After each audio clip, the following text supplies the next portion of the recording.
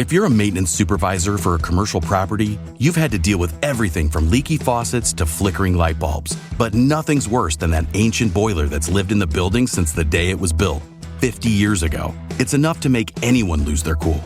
That's where Grainger comes in.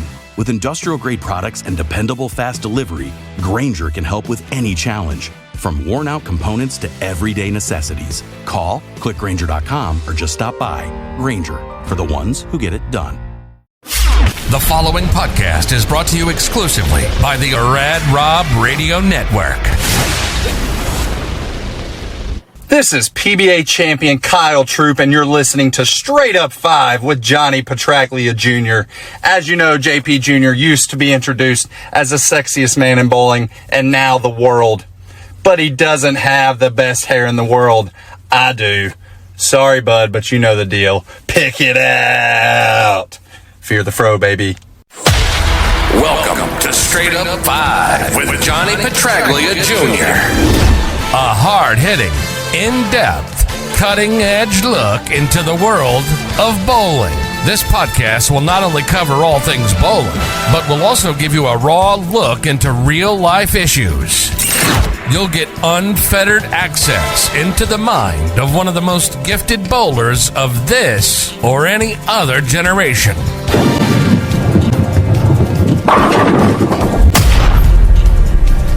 So without further ado, let's introduce you to the hosts of the show. Rad Rob, Rob Francois. Rad Rob, Rob Francois. Dr. Ocho. Dr. Ocho. And the incomparable Johnny Petraglia Jr. Johnny Petraglia Jr. Hey guys, welcome back to Straight Up 5 with Johnny Petraglia Jr. I'm your host, Rad Rob, Rob Francois. And we are here with another special episode for you guys. A returning guest. He was here a couple weeks ago. We went through so many different stories that we weren't able to ask any questions from you guys. So he's back here for a live Q&A. But before we introduce our very special guest, we have to introduce our two co-hosts. First, he is the man with the golden mask. He is the man with the giant pipes, recently seen on Vince Russo's YouTube and Twitch channel. He is the resident doctor of Straight Up 5. It is Dr. Ocho. Good evening, Ocho. Yeah, we're going to have to change the title of this show because now, obviously, the star power is going to be me. You know, besides the fact that we have legendary John Mazza on again, the guy who, if I may say so myself, has what a magnetic personality and one of the most engaging people I've ever even come across before. Hyper focused on the lane, so we're already at that status. But yeah, you're right. It was a Sunday night, and our old pal Vince Russo, who I guess he needed some ratings, and this guy knows about ratings. This guy has literally written the highest ratings in professional wrestling history. Correct. It's documented. Highest segment, highest for years. This guy knows everything about ratings. He called his pal Oach. It was a Sunday. I'm hanging with Quarantine Lady, and he said, "Bro, we used to do a little show called Bromance. Why don't you pop on?" And I said, "I'm busy." And he said, "Well, I need you. Oach." Of course. So I jumped on, and sure, we had a great segment, and of course, impromptu. You know, I don't need a cue card. I don't need any script or anything like that. I come in guns a-blazing, as always. I'm the star power now. I think we're gonna have to flip and talk to the art department about who should be on the logo and all that. Bring in the rest of the crew, Rad Rob. Let's introduce our third co-host. He is the man with the name on the marquee. He is number 7 in your program, number 1 in your hearts. He is literally the sexiest man in the world. I don't care what anybody says. It's my opinion. It's 1/3 my show. And clouded. Johnny Petraglia Jr. with special guest Evelyn the hot dog. Good evening, Johnny. Actually, literally just jumped up to try and say hi. She's actually getting a little rambunctious right now. What's up, guys? Good to see you. Good to be back. Is she behaving in the Jersey weather, or is she like totally getting all attitude-wise? Like, you know how Jersey chicks are. She's got a little bit of an attitude on the leash right now just because she's never been on one. Never really had to put her on a leash. We all got to put our ladies on a leash every once in a while, so I get it. Hey, yo. No, but the hardest thing I think is she's not used to grass or the leash. So going to the bathroom, it's tricky sometimes. I got used to it. We all got used to it. All in all, she's doing pretty solid actually, and she was perfect on the plane. So everything is wonderful right now. Happy belated birthday, Jason. Yeah, Jace, happy 41st. Oh my God, we're getting old. Still it's early. good to have you here. It's good to have you. Actually, she's feisty in the Pennsylvania weather, right? You're in Pennsylvania right now? Mike, that's good shit, dude. My dachshund's name is Evelyn, after Evelyn Gardner from A League of Their Own. What'd you say, Rad Rob? I said you're in Pennsylvania, right? I am, yes. At your best friend's house? I sure am. I recognize the office. Hello, Chuck. Chuck Ritchie, who's bowling his ass off right now, doing very, very well. By the way, shout out to friend of the show, Nate Garcia, who won the doubles tournament, the regional this past weekend in Bristol, Virginia, which I was supposed to attend, but I ended up getting shingles and a sinus infection at the same time. So that's fun, right, guys? I had to clean the gutters, That's but awesome, I left the man. shingles alone. So, I mean, the gutters were a little clogged from the fall over here, but the shingles, they were totally fine. I climbed up a ladder and I fell, and when I fell, I held onto the shingles and they all came down. So I think the house probably came down too, Rob. Part of it. Yeah. And might we add that there's Evelyn has not missed the cutoff man since she worked with Jimmy Dugan, if I'm not mistaken. Am I correct with that, JP? Absolutely. She worked in the off season, and but then the guys came back from war. So Yeah. They sure All right. did. Let's not filibuster any longer. Let's bring in our very special guest. He is the one and only PBA legend. Despite what the fuck, that Doc guy? Fuck him. Fuck that guy, right? What the hell is his name? I forgot. that's the new show. The new show is going to be Fuck Doc. Sullivan. Doc Sullivan. Yeah, who doesn't think Johnny is a legend. So maybe there's a story behind that. Let's bring in Mr. Mazza. Maz, what's going on, brother? Gentlemen. Do you know a guy named Doc Sullivan? Doesn't ring a bell. Okay. So when I posted, he might be under a Sitem name. maybe. You know, I don't know. When I posted, you Well, were he's certainly gonna not be a on our show the doctor. last We know time. that. Yeah, the last time you were on, I put out an ad that you were going to be here, and it said PBA legend John Mazza in the picture, and he said legend with quotes. So I blocked his ass, and then we did a whole special on him. Speaking of legend, one of my roommates on tour, the guy that was from Detroit, the legend, Harry Sullins. Everyone called him the legend, and he's still a dear friend of mine because he was a legend in his own mind. He was something. That was the guy on tour everyone called the legend.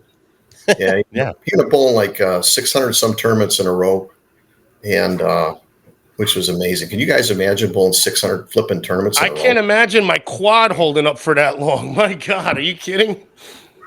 Stephen Block, it what's up, would've brother? Yeah, but it's great to see you guys. Happy holidays to everybody. Merry Christmas. Merry Christmas to you as well. It's good to have you back. Likewise. So we're here for you, John, and we're here for our chat. Our chat didn't get a chance to ask any questions last time because we went on for 2.5 hours. Not as long as you went on with Derek Michaud. The problem was, I stayed cooped up for about 20 years, right? So nobody really wanted to ask me anything because I was out doing my thing. And then you guys pulled me back in for some fun. And it was so much fun, I couldn't shut my mouth. So I'm sorry for that. It's the floodgates, man. The levees broke. And that's what we do here on Straight Up 5. We let the levees break, damn it. Yeah, there you go. And my wife said tonight, she said, can you just behave and just try to answer some questions for once and just try to have a conversation with somebody here? Listen, you take it. Because again, not one person was going, oh, this is boring. I mean, it was so damn polarizing. It was the way you carry the emotion. I guess it's the Italian part, but it's so apparent. And that's why it comes across. I don't want to say comes across because it's not coming across. It's literally you. You're not playing a part. It's so genuine. That's what's the beauty of it. You know what? Honestly, there's this split side to me because, I'm very proud of my parents and where they came from. What you guys don't know is my mother was German, right? And she was the grinder side. My dad was the, they both love me, don't get me wrong, but what I had to tap into, was both of this. There's a passion that you have to have as an athlete, but you also have to have, you got to have your head on straight. You can't bowl with emotion, especially against, 200 of the best bowlers in the world all time. They're going to get your butt kicked. And that's what happened to me for a long time until I figured out I got to start using my head and start thinking things out. It took a while. They say that 6 inches right here is harder than the 60 feet on the lane sometimes, and that's if people can't get out of their own way. They can do it physically, but can they get up there when they need to in the 10th frame on their last shot or something like that? Look at Ernie Schlegel, 1 eye, 6 titles, 2 majors. Wait, he's got 1 eye. Is that a real thing? Yeah, he's blind in 1 eye. Straight up. Yeah. I guess the less pins you see, the more you can't miss them. I don't know. Shit. Hit the ones in the middle, I guess. I didn't realize that. Yeah, if anybody could talk himself into something, it was him. I mean, he had the best part of his career was the back end of it. Obviously, maybe bowling balls technology might have played a role in it to a degree, but still. Hell of an action bowler too. Oh yeah. I didn't see too much of that. After when I got out there, he's already probably done doing that. But there was a lot of good stories. You probably saved yourself some hairy situations by not seeing it too. Yeah. He did bowl one time. One time he did rope us in. They had to oil. After the tour would get done on Friday nights, it would strip off the tour shot, and then they would somehow, some way, we got into where he was somehow. We're in Jersey at Carolier, and he got into a match with no lane oil. And he was bowling, and he was I can't remember who he was. He was whipping somebody's butt. Was he using a house ball or something, or using a house ball? And then in the 10th frame, he showed off and winked at me and bowled wrong foot and still struck with no lane oil. So, wow. Oh my God! See, that's the stuff I would kill to hear stories like that. Well, I got to tell you what. Okay, here we go. So I got to. All right, start us off, buddy. Here we go. All right. And then after this story, I have one question from our chat from the previous show that I really want the answer to. Go for it. I'll shut up. Go for it, JP. Oh, you want me to go? Yeah, go ahead. All right. Don't forget your story, though, John. Well, I won't forget it. I think this one will be pretty quick. This was from the chat last time you were on, John, from Mike Sweeney. He said because not a lot of people have ever experienced this question he's asking. I'd like to know what you thought about bowling outside in the 99 PBA Experience show in New York. Oh, it was awesome. When we were really lucky, it just happened to be 78 degrees that day. Could you imagine if we would have had an inclement day? It'd have been a complete flipping disaster. I mean, could have been epically, massively a disaster. Case in point, what happened to the ladies in Reno? When they had that dust storm. I was thinking if it rains, we're toast because if the humidity would have hit the lane and on the approaches, you'd have seen guys. It'd have been the bad. Humidity is what I was thinking of too. Works great for a knuckleballer, but not well for a bowler trying to get a little slide going. You know what? That was a great experience. And looking back at it, Revs made it. Rudy Revs, and he was exciting to watch. And I met him, like I told you guys before, in '84, and it was just great. We made a show together once, and because the guy could bowl. Because he could. The guy could flat bowl. His best years, he spent doing the amateur events. Had he bowled on tour in the '80s, the way he could crack the ball off with urethane, I think he would have won for sure. I agree, John. I watched him up in the Northeast bowling Nebas all the time, and he was. I mean, everybody loved him. Yeah, he was. God. I still remember the Newsday when I met him, and that's the one he won. He beat Hank Bearbaum, if my memory serves me correctly. And and he just shook my hand, came up to me, "Hey, Mass, how you doing?" And we talked. We got to be good friends, and we still are friends. Although I haven't seen him in many years, I still love him like a brother. But just an exciting guy to watch. Exciting, just exciting. I could just sit and watch him bowl. Yeah, I mean, he was. I used to love watching him. But that experience with JP was great, and I really bowled a good game. I probably bowled better than Eric that particular game. I don't want to take anything from him. He's a great champion. I did bowl better than that, but you know how it works. This is bowling. You're not always gonna get what you think you got coming. And that just happened to be it was Eric's tournament. Mark Masabi goes up and he needs a mark in a 10th and throws a split, and in the title match. And could have been, these tournaments, they're so close, man. I remember that one in particular. We bowled in Maple Lanes on Long Island. It was John Laspina's place. And he was a great proprietor, a great guy, great promoter for the sport. And, we got to the last game, and Musabi and I were right there for each other, right real close. And I come out like spare six-bagger, and I had him. I flip and had him, and I make a couple of questionable shots. He slips through. He qualifies first by 10 pins. It's just one of them things. I bowl 230. Eric bowls like 240 with a Brooklyn and a nosedive, and I get knocked out. I get punched out. What are you going to do? That's what happens, But it was great. It was a great time. Let's go back to the story. All right, here we go. Yes, sir. Yes, sir. All right, so we're in Connecticut, okay? And 1987, Arnie Goldman, okay? So now Arnie was the first Pro Bowler I ever met in my life, okay? And Arnie, he had some shows. He actually beat Ferraro and Weber, his first show in Long Island, okay, at Buddy Russell's Garden City Bowl. And he just was one of those guys that was eccentric and different, just a different person. He used to talk about things that didn't make any sense to me, but looking back, he was spot on the money. Pitch changes. He believed if you change your pitches, you could change the rotation of the ball. He really believed that. A lot of guys thought he was a space cadet, But anyway, we get into something. He starts screwing around, and he had this gimmick, and I never knew about it until the night this happened. We're screwing around, and we got a whole bunch of guys watching. Wonderlick's there, Wayne Webb. Ozio. Must have been 20 people. And somehow he got into where he bet on 150 with an 8-pound ball with one finger. 8-pound ball. And so he goes out. This is amazing. So now we go, and he's bowling. And I kind of roped everybody, and I got to admit it, looking back, because I said, Arnie, I'm going to rile everybody up. So I went up to Wonderlick and Webb, and I says, I can't believe this. Arnie thinks he can bowl 150 with an 8-pound ball with one finger. He's an idiot, right? I got them all. Oh, yeah, really? Yeah, really? I said, yeah. So now they're all kind of like going, yeah, we'll throw some money. How much you want? How much you want to bet, Arnie? I says, you know what, guys? I think he can do it. And I completely flipped it. Flipped it. I'm telling you, I completely. So I said, I'll take it. Let's go. So I'm looking at Arnie. I said, you better flip and pull this off, bitch, because if we don't, I'm going to be in big trouble, right? Because I don't know if I had 500 in my pocket, if that much. So we bowled. I don't know. So Arnie, it's like $500. So Arnie bowls. He wins the first one. Everybody doubles up. So now he's got to shoot like 160. He shoots 160. Now he's got to shoot 170. Now we're pushing it.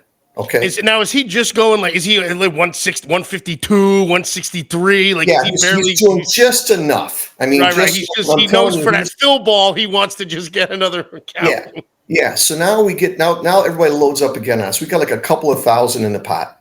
No bullshit. And he's got 100 in the seventh, and he's got a bowl 170. Now double ain't going to be enough. Right. He's got to have 170. Strikes, packs it. I'm not kidding you. The lane, he's throwing his ball straight from like the fifth arrow. You're saying packs it with one finger and an 8-pounder. I'm telling you, the ball, I mean, he goes bang. Picture the ball deflecting and like going off to the other lane. Yeah, I've pulled action matches like this, so I know you can.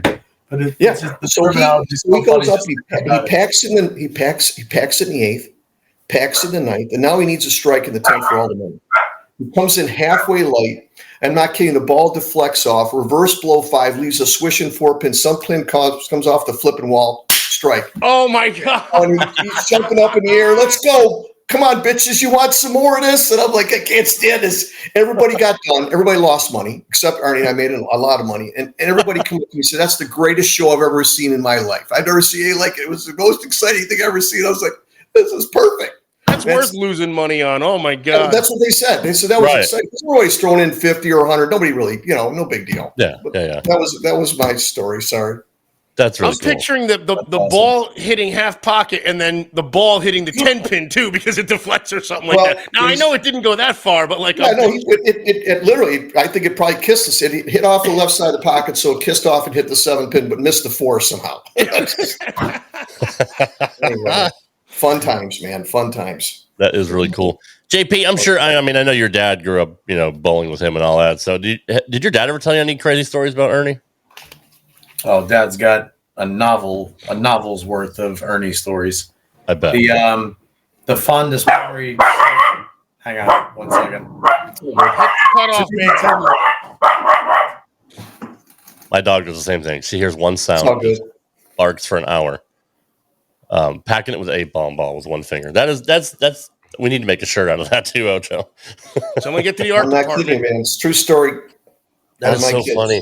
I still can't believe it happened because I was like, and you wouldn't believe it unless you actually saw it yourself. I know. And this is, what'd you say? It's 87?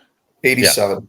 Yeah. So this is before the scores are inflated too. You know what I mean? This is before. He's throwing a hardware bowling ball off the flipping rack. Right, exactly. Oh my God! And we had to practice that, right? Like he had to practice that. So he later told me, he says, "I know how to do this, Maz. I know how to do this." And he was like looking. He's going around the ball rack looking for one to fit his finger, just so he could jam it in there, so he could hold on. Can you imagine? I mean, he's got full backswing. I mean, his backswing is back up to here, over his head. He's sick. That's so cool. Is he like a physics guy or something? Does he have a science background? I feel like in order to do that, you almost have to understand the properties of physics and geometry. I feel like he was just a dude that figured out how to bowl with one finger, I guess. Yeah, he just had some gimmicks, man. He had a good game. He had a good game, but he just mentally he struggled with the tour and just he's just a different guy. And there's a million of them, but he had a lot of talent. He made some shows, and. He won big. He hit the high roller for 200 1 year. Yeah. He needed a challenge. I feel like if you put a bush in the middle of the lane, he'd probably go around it and throw strikes the whole time. He used to be my sparring partner when I would get ready for the tour. He'd call me up and he'd say, "Are you ready for your beating?" Because he would just come on. I'm going to go whip your ass and get you ready. And we would go to.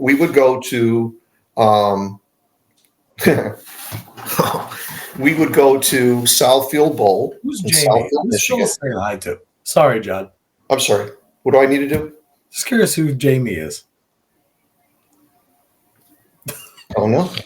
Hi, Jamie.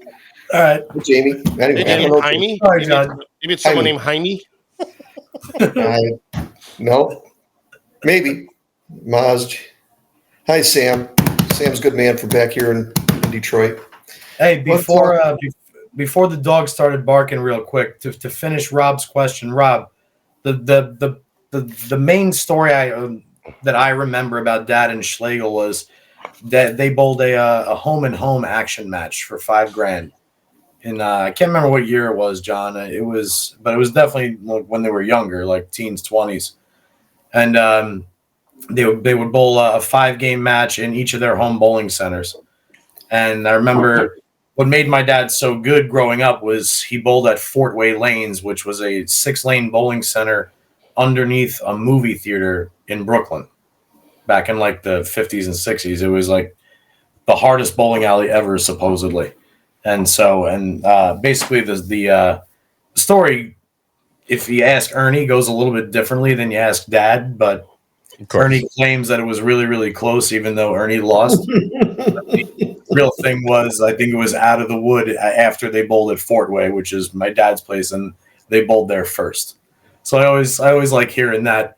And then, like, to follow that up, Dad and Ernie have what's now a USBC Eagle together for the team event. That's nice. So those are two highlights that always stick out. If I was to listen to two stories, one from Ernie and one from your dad, I'm sure your dad would have 100% accuracy. I think Ernie would just be he'd ad lib a little embellishment for him, and because he's a half a character too. That's the thing. He's a showman for sure. I remember when Ernie sat down with me. He introduced me there was a guy named John Mazza, and John was on tour for a while, but he was a psychologist. And he wrote some articles that were Bowler's Journal. He introduced me to him back in '85, and he says, "You got to talk to this guy." John tried to help me a little bit. I was struggling out there as a rookie and all that.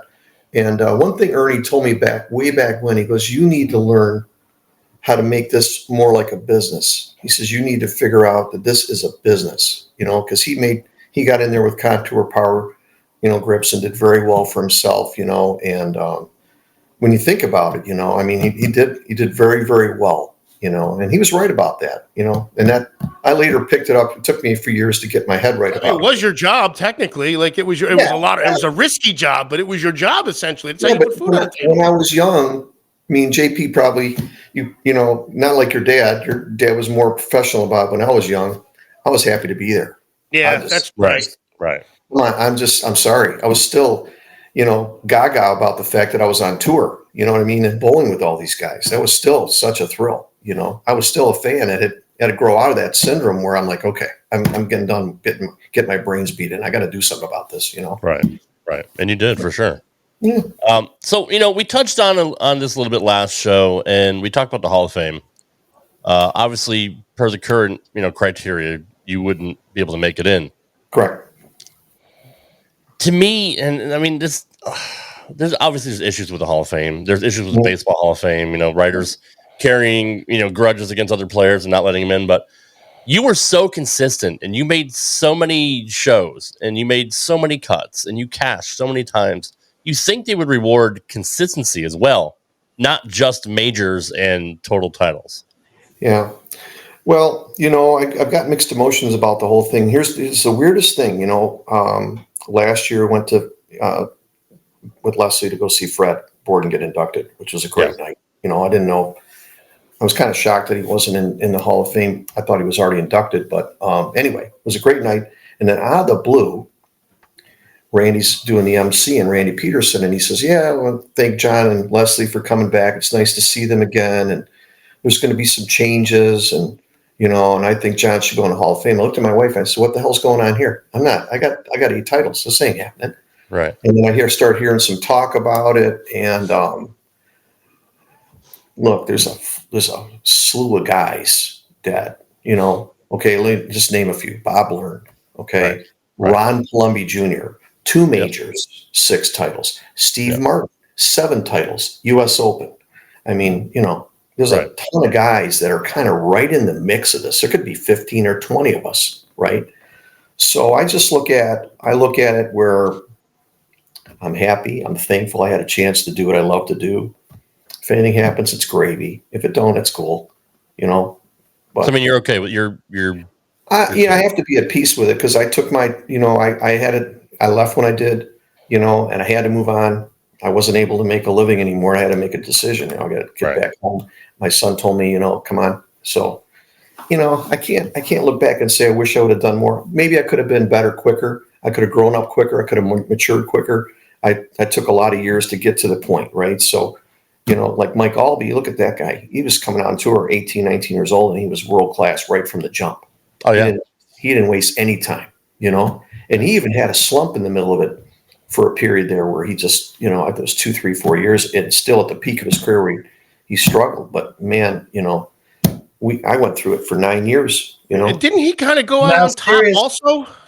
Wasn't Albee kind of at the top of his game when he just kind of packed it in? Or, I mean, maybe he wasn't hurting. He wasn't struggling. He was right. He was maybe not at the top, but like he was still a force to be reckoned with. Oh yeah. John, it's safe to say, had you decided to stay on tour full time, you obviously know you would have achieved Hall of Fame credentials. I was just thinking that. Totally just thinking that. Like that's got to be somewhere in the back of your mind. And honestly, the question I always have is because then call me crazy for even bringing this up, but I think it's a decent topic. The PBA shows nowadays are kind of flogged with them always jumping to the gun to want to talk about who's Hall of Fame eligible. They've almost dummied it down to a point that like half the time I'm like, do you think this guy even gives a shit that he's in the fucking Hall of Fame? Like they're handing him out like candy here and there, or not necessarily like in that respect, but do you kind of get where I'm asking here is like, does it change your life if you go in or not, knowing that you would have been there? Like, I want to know, like, is it as big to somebody mentally to have that title? Well, I will tell you this. I'd be lying if I said I haven't thought about this many times over. But honestly, the only thing I would say is I would like, if I had the opportunity, I would certainly take a majority of the time out to thank everybody around me that helped me get there. Because it was not just a few. There was a city of people that helped me. I had bumps all along the way, peaks and valleys, and I had I was so fortunate I could name a lot of them, but, you got guys locally that helped me, put me on tour for a little while. There's guys at the local bowling center that I had 6 guys, I think it was, or 7 that put up $300 in '84. I was bust out. I wanted to go bowling. And, at one time, I will tell you guys that Dave Bernhardt, who is the owner of Turbo Tooling Grips, has been very successful in business even prior to doing that venture. Him and I bowled on the same team together. And he approached me in '82, and he says, I want to sponsor you. And his brothers were Al and Norm. They had Davalor Mold, which is Dave, Al, Orr. And they were in the mold injection business, very successful. And they put some money together and put me out for a couple years. And at late '83, Dave and his brothers decided, you know what, it's not working out. I was in the hole a little bit, maybe 3,000 or 4,000, but they gave me a shot. God bless them for that. I'm very thankful for that.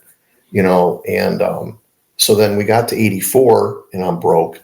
And my buddy Rich Kurt, who really was like a big brother to me back in Detroit, he got some money together with one of the proprietors where I grew up, Nino Cotrero, and this is Billy Neester. Those guys put some money up. And if those guys didn't do that, I don't know what happened, because, and he gave me a great deal. He said, listen, whatever you make, we're going to split it 50-50. If you don't cash the next tournament, we don't take a negative balance. We're going to just keep growing. And that, man, what happened is now all of a sudden I got a little bit of money in my pocket and not bust, right? And a little bit of money, 3,000-4,000 for me was a lot of money, because now I just feel like I'm doing something, right? So if I won 2,000 in a regional, which I won 4 that year, I got $1,000 in my pocket.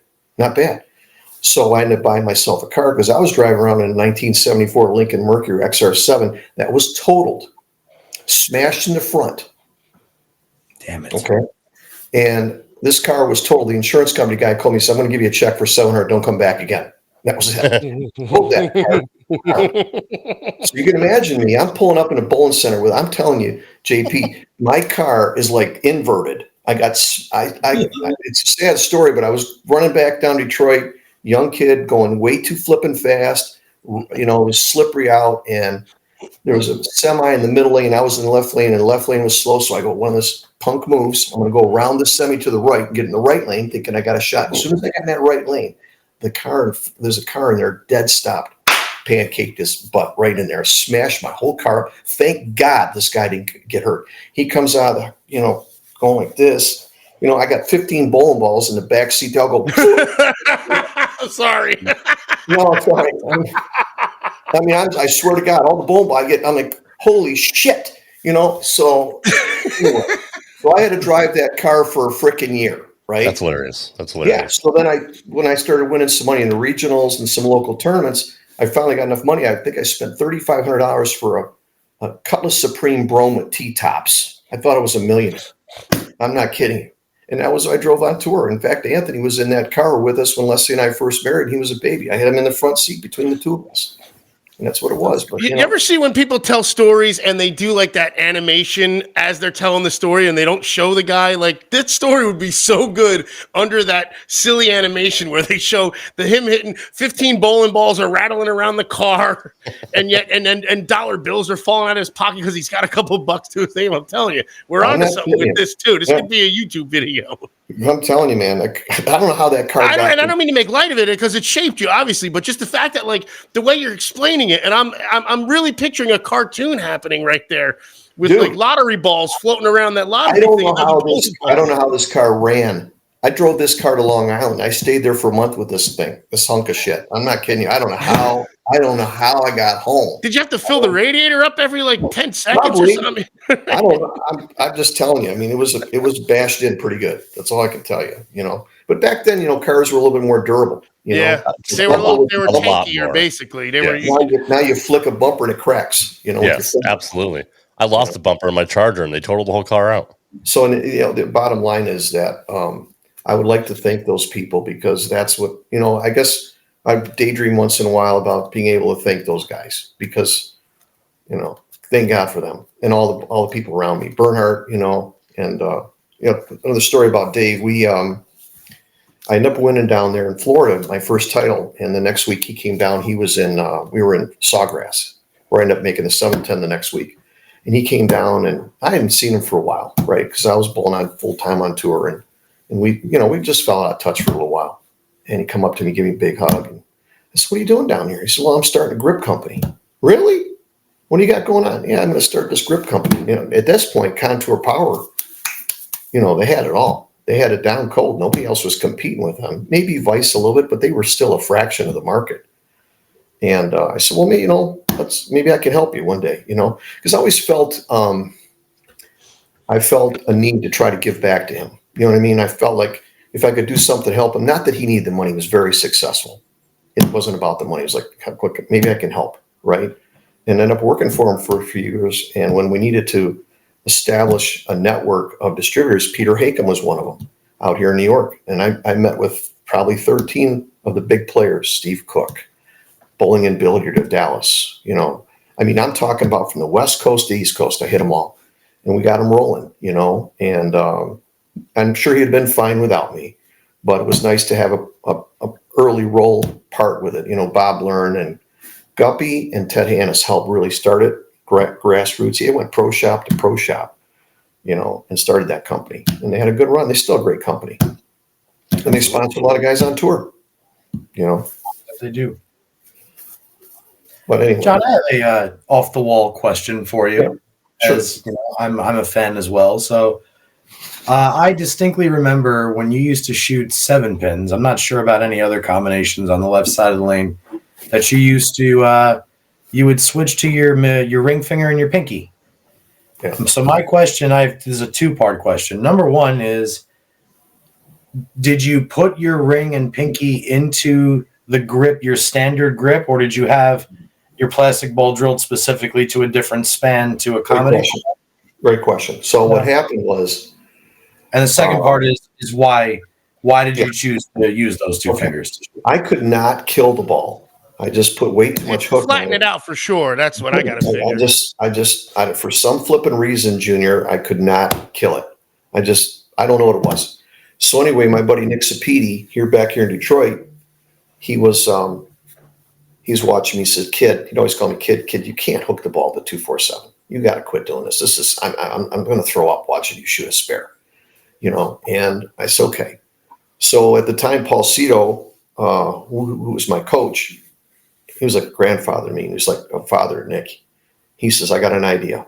He says, I want you to drill a ball with a shorter span, and I want you to put your last 2 fingers in it. I looked at him like he's crazy. He said, trust me, it'll work. So I ended up drilling out a black diamond, and I shortened the span probably almost a 1/2 inch in both fingers. Okay. And the next thing you know, I started killing it, and it worked. And I got really super efficient. The weird thing was, we were bowling in Columbus in 87. It might have been 87. It was 87. And the lanes were just absolutely hooking off the lane. And I ended up throwing my black diamond for my strike ball. That's how much, and I've got a shorter span with this black diamond. And I'm like, this feels pretty good. And I ended up drilling a few balls the next week. And because at one time in the early 80s, my span was like 5 1/16 in my middle, 5 1/8. So you can imagine that's very stretched out for an average hand. My hand, but you know what? You probably know this, guys. You can't cup your wrist when your hand is like this. You can't do it. No, right. So I had 1 gig. And that was this. You know what I mean? And that was it. So very limiting, right? Didn't know anything about it, right? So the spare ball ended up transitioning into a relaxed grip. And then all of a sudden I could do all these little tricks because I had my hand relaxed and I could cup it, I could do all kinds of moves. But the spare ball. What year was this, John, that you made this change? So 87, we were bowling in Columbus and the lanes were on fire. And I'm throwing this black diamond spare ball. And all of a sudden I'm throwing for my strike because they're hooking so much. And I just, I got a check and it was fun, but it made me try this shorter span. So, and the shorter span ended up becoming, now keep in mind, again, I was at the time, I probably was 4 7/8, 4 3/4, or 4 3/4, 4 7/8 at this time. And then I backed it down to 4 1/2. So my span became 4 1/2. Okay. So that's a pretty drastic move. Full, right? Full span, 4 1/2. So now I'm throwing a 4 1/2 inch span. on my strike ball, and all of a sudden I started learning the tricks. It took me a minute, still took me a little while to learn some things, but man, it made all the difference in the world. So the spare ended up transitioning into, you got to make spares or you're not going to win diddly doo-doo. Let's be honest. Sure. You know what I mean? Nobody's going to make any money if you can't make a spare, right? So on the left side, spares junior was always the last two fingers, always, period. On the right side, I had a little deal. If I'd shoot the 3.56, which is like the 2.45 or the bucket, and I was not lined up. Let's just say we were both on a suspect deal, and I'm not quite figuring out where to throw the ball. I would take my last two fingers on that spare. I would stand somewhere around 26 for me with my right leg, and I'd look and I'd pinball right at it, and I would kill it and throw the same shot. I hardly ever did it for the 7-pin or the 6-pin. I would throw it with my regular two fingers with a white dot or a blue dot, and do that. Gotcha. But that's amazing how the spare actually transitioned into the rest of my career. It actually helped me. So, anybody here in the chat? Sorry, Johnny. Anybody has questions for John Mazza here in the chat? Please get them in. We got about 15, 20 minutes left, so let's get some questions in here. And while we're waiting, go ahead, Rob. Go ahead. No. You're fine, John. Yeah, Troy Lindsay, that's exactly what he did in short and span. There's a guy that's a hell of a bowler. I've never seen this guy bowl before, although he's from Erie. I don't think I ever came across him. Yeah, Troy said the same thing. That guy pops the crap out of it, I mean, that backswing he's got's amazing. Troy is a beast. He won the PBA 50 U.S. Open this year. He's the player of the year. So and Troy will be the next coach of the Steelers if I had my say about it. And I'm sure Troy would too, because Tomlin's a fraud, Troy. I asked Bobby about him. I talked to Bobby about him one day, and he says, yeah, he's a good bowler then. He just, he was around Erie. There's a lot of talent out there. I wanted to say what I was going to say, Rob, is earlier when we were talking about the Hall of Fame, I really like what Roger wrote, and I feel like we should put it up. It was a longer quote that he put there. I saw the same thing because I feel like it's so matter of fact rather than taking the body of work. It's like you're shooting for something. Yeah, it brings up a lot of really, really good points in here, at least some good talking points. Because, like, you could say to somebody, hey, this guy is 25 and 10. Like, for instance, Anthony Simonson. We're positive Anthony Simonson's going to be a Hall of Famer, right? Of course. But he's not going to be all. But now let's say here's like my question in line with Roger. Let's say Anthony Simonson decides to quit bowling next year. He's already got Hall of Fame credentials, but he's only bowled on tour for what? 8 years, 9 years? So it's like the Don Mattingly factor. Like when you're that great and deserves it. Yep. Like by numbers deserves it, but he doesn't have the time. You still take him. Like for instance, I didn't know there was a time. I didn't know there was a time. I think there's a time limit too. It used to be you had to be 35 years old. Well, that's true. That's true. Right? I think my dad got inducted in 82 on his first year of eligibility. That is true. That is true. Yeah, so I mean, we'll have to wait till he's 35, but in this case, he's young. He still is in mid-20s, isn't he? Simo? Yeah. 28, yeah, maybe? He's got to be in his 27, maybe? Yeah, maybe 26, 27 now. I still marvel at him. I mean, he just amazes me. I mean, he won. It's sick what he can do because there's not a board on the lane he can't play, and there's not a Belmo doesn't exist. We have another person that changed the game of bowling. We have 26 at the same time. I always figured somebody would be able to throw a backup ball and a hook ball, and he did it, and he ended up winning, throwing that flipping backup ball two-handed. Sure. Insane. To me, it just boggles my mind. He's the modern day. He's the modern day Albee. Going back to what you said earlier about how Albee was a shining star from the minute he went out there. Anthony's done nothing but win since he's been out there. We talked about this on previous shows in great depth about how Anthony has all of the tools. Well, man, he's got a bag to. Oof. And he's absolutely fearless too, which really. When you're fearless and you're that good and you're just willing to do anything at the drop of the dime, have just no fear. Shows, and I saw him win this year in Jackson, and he's throwing faders up 13 or 14 with the urethane ball. I don't think the ball ever touched the lane. He shot like 250, like it was nothing. I'm just marveling at this man's talent. It's amazing what he can do. Loft it, spin it, rev it, up the back. It don't matter. It don't matter. So, yeah, it's incredible talent. It's obviously going to be in the Hall of Fame. There's no question about it. So when you look at him and his body of work, and you look at some of the other guys, I mean, let's take Steve Martin and throw him in there for a minute. Let's have a conversation with him. Steve Martin was a great bowler, and he had his run for a period of time, and then he went home. Tendonitis, and he was always cupping their ball. He had a massive cup wrist, and when you have a long span and a cup wrist, you have a life cycle. How long is it going to last? You know what I mean? How many years can you do it? But he could bowl. Palombi had a great run. He was a great bowler for a long time. He's another great example. And our topic also about Simo and Belmo is because we don't know medically what may happen. They're supporting their wrist a lot better with the two hands, so you're taking a lot of that carpal tunnel out. You're taking a lot of the forearm problems out. Where people get tennis elbow and all that. You're taking, but you may be implementing trunk rotation or something like that. The bigger muscles, which can withstand this much better than shoulder. I don't know. Right. If shoulder, well, I mean, probably not because it's still underhand, but it's the one-handers that it's such an asymmetrical thing, and they've almost made it a little more symmetrical because they say use your big muscles, and boy, are they using their big muscles. They're low to the ground. They're using their quads. They're using instead of the accessory muscles. Like when a guy goes bowling after a year without bowling, they're sore. These guys, I mean, I'm sure they're sore, but like they feel it in their regular muscles that they would normally feel. When we feel it, it's in our hip flexor, our abductor muscles. You know what I mean? So we're really at the point where we don't even know what the medical issues are going to be for the two-handers and the commonality of it too. You guys have the knee, the elbow, the wrist, and for the most part, but what's going to be and the hip. And I think that's they're taking a lot of I think so. Because they have a violent plant almost. Yeah. Some slide, but there's a very violent plant, I feel like, on some of them. Simo is so low to the ground too. Sorry, John. Simo's so low to the ground too.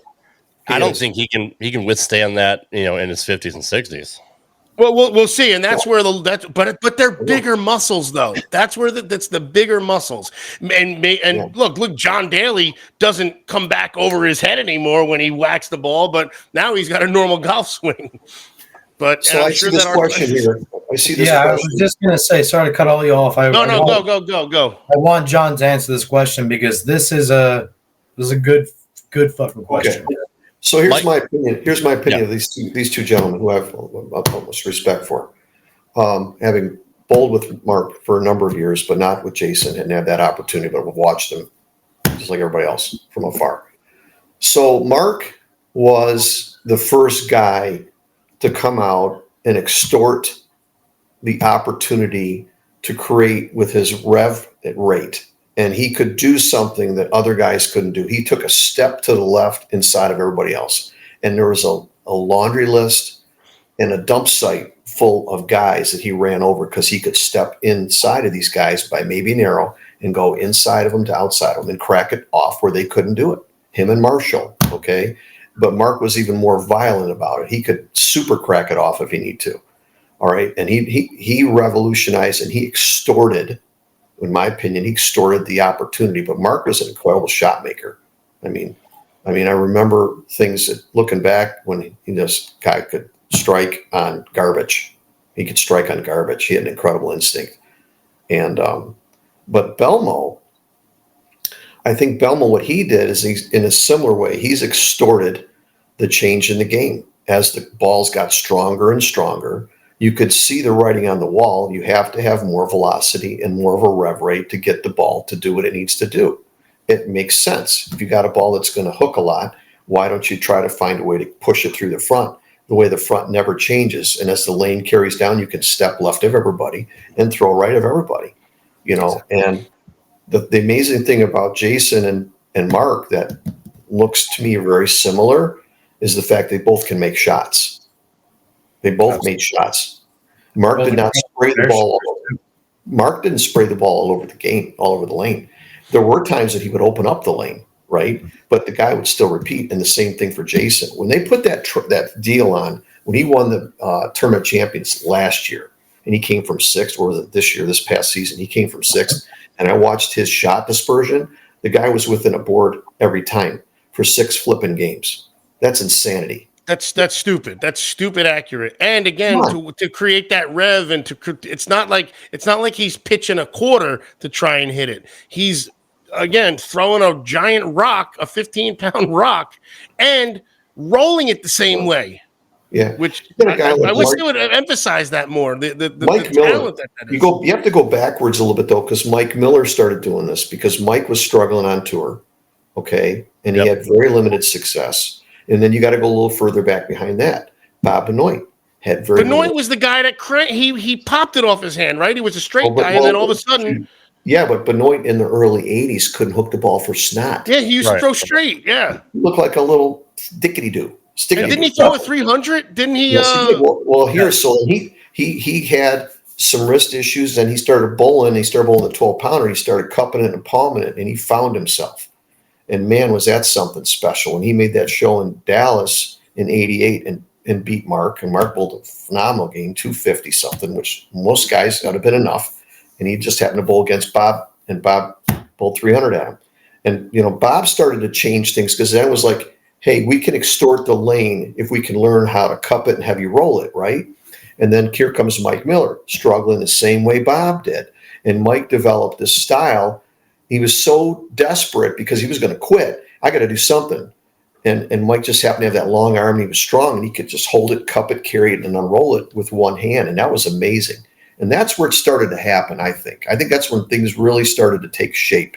Bowling balls started to move a little bit, and then the cat was out of the bag. But and Mike had a good run, but I think resin hurt him a little bit, right? Because, again, like Amleto and a bunch of guys. John, I'm a thumbless bowler, just like Mike Miller, and resin hurts me. You bowl one-handed thumbless. I do. You bowl. So when I watched you bowl with that tournament on the NEBA, that was I couldn't even see it. You're actually your thumb's not in the ball. No, that's amazing. That is amazing. That is amazing.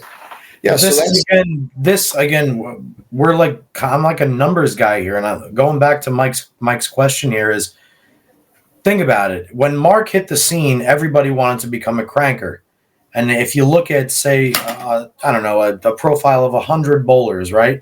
You could probably say that at least you're at your local league, 50% of them are crankers, right? Which all spawn and from Roth being the first one to crank it.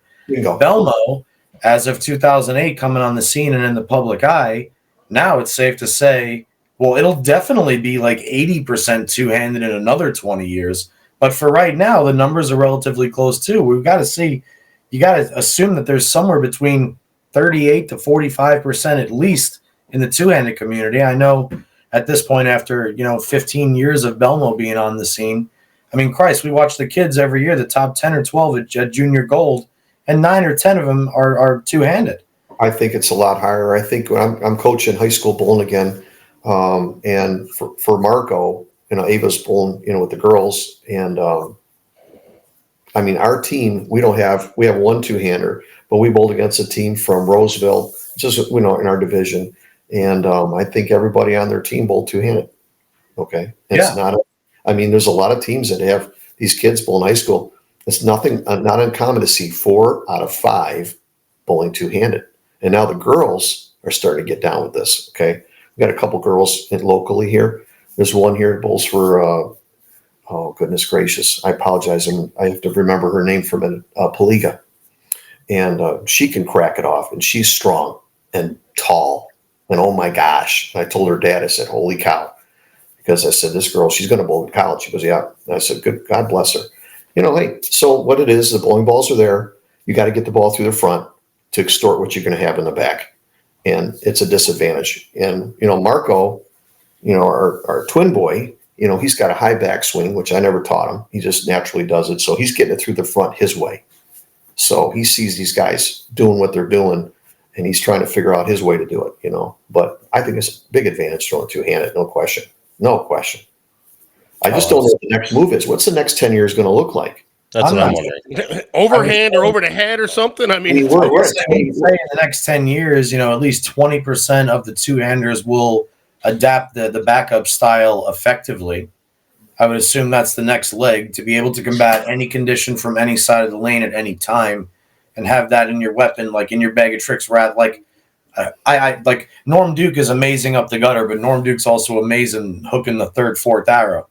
You know, like if a two-hander can go out there and do what they do on the right side of the lane, and then decide that they want to play the left side of the lane, and have an arsenal that caters to both, that's unstoppable, right? Yes, you're right. If you could either that or they can bowl, both left hand, right, normal. But you're right. I think if you could two-handed, I mean, Simo did it. I'm surprised that he hasn't. I'm surprised he hasn't done it more. Okay, because yeah. But then again, he keeps winning. So what does he need to worry about? Here's the great question, guys. Okay, now we all know that the Purple Ham is going to take a break this coming year. Nope, bye-bye. Okay, I just wonder, I'm not going to name any names, but you guys probably know there's a few guys that have done extremely well with that ball in particular. Sure. I'm just wondering now that they've taken that out of their bag, what's going to happen to those guys? There's some guys that do not want to throw reactive, period.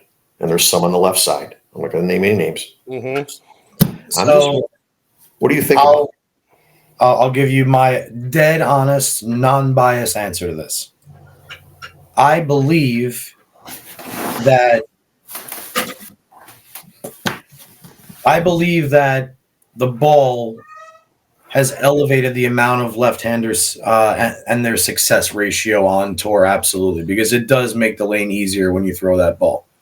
However, I do think that there's guys that don't necessarily want to throw it, but they are forced to throw it. I'm going to take Troy as a prime example. I know for a fact, I've bowled with Troy my entire life. I know for a fact Troy would rather curve the entire bowling lane than be forced to use urethane. I've bowled with Jacob Butcher since he was in high school, in my last 12 years living out in Vegas. I know that the purple ball helped Jacob, but I also know that Jacob will beat anybody with anything. Now, contrary to that, guys, and I remember I'm actually speaking only left-handed right now because we're all lefties here except for Dr. Ocho, the only cool.